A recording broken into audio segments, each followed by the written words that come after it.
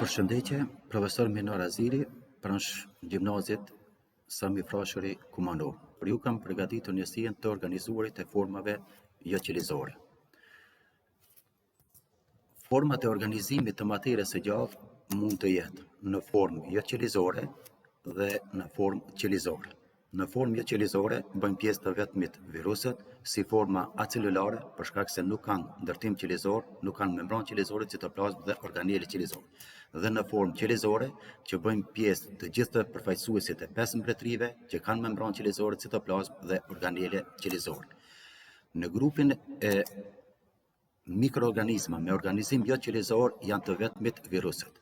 Viruset për herë të parë i ka zbuluar biologu rus Dmitri Ivanovski më vitin 1892, duke konstatuar apo duke vlerësuar zhdukjen e gjetheve të duhanit. Karakteristikat e viruseve. Viruset gjenden në kufi të natyrës së gjallë dhe asaj jo të gjallë. Të natyrës jo të gjallë për shkak se janë grimca, thërmia apo partikula inerte jo aktive, ndërsa të natyrës së gjallë për arsye se në ambisa të gjalla llogariten si gjallësa.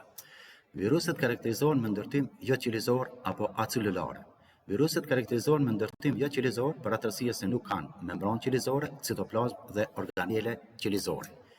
Viruset karakterizohen edhe si parazit brenda qelizor apo intracelular, për arsye se viruset jetojnë vetëm në qelizat e gjalla anvise. Viruset kanë masi shumë të imtë submikroskopike apo nanometra, prej 20 deri më 300 nanometra. Ka virus të cilët kanë masi më të imtë se 20 nanometra, si për shembull virusi i paralizave të fëmijëve, ndërsa viruset me masi më të madhe, mbi 200 nanometra, virusi që shkakton frunthim. Dhe veçuri tjetër e viruseve është se posedojnë njërin lloj të acidit nukleik, ADN ose ARN. Ndërtimi i viruseve apo virionit, grimca, thërmia apo partikula e lirë virusale, virusi infektues, domethënë quhet virion.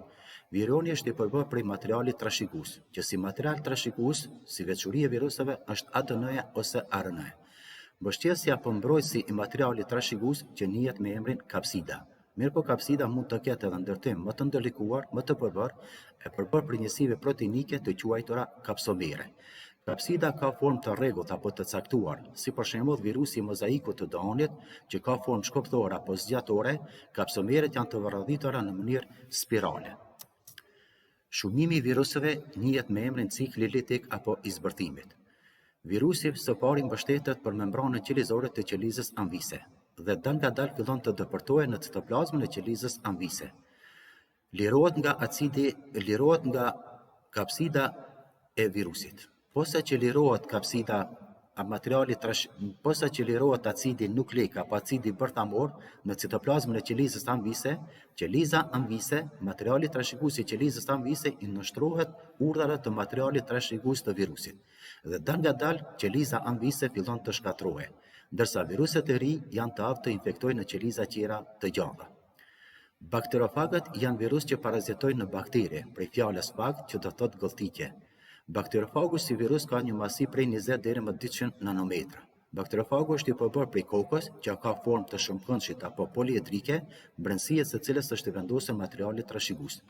Në vazhdim të kokës së bakterofagut është një gyp i zbrazët që njihet me emrin si bishtje dhe përfundon me pllakën apo membranën bazale. Prej pllakës bazale dalin zgjatimet apo kthetrat që i shërbejnë bakterofagut për ngjitjen në qelizën anvise.